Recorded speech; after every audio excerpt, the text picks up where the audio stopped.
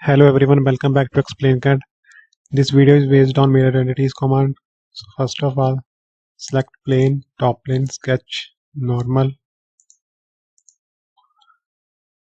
So first of all, we draw some sketches.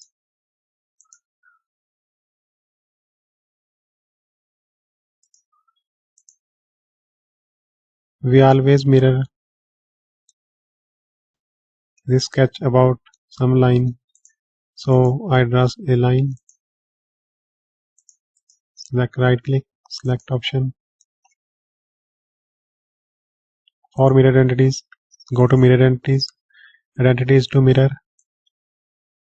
select all this portion, mirror about, select this line. If we check mark copy, then the previous sketch will be present. Again, rectangle, line,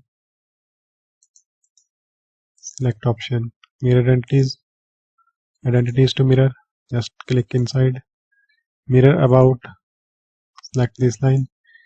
Now we uncheck this copy option.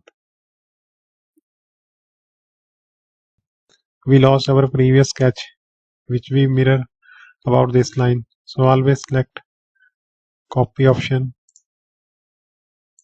mark for mirror entities. Thanks for watching.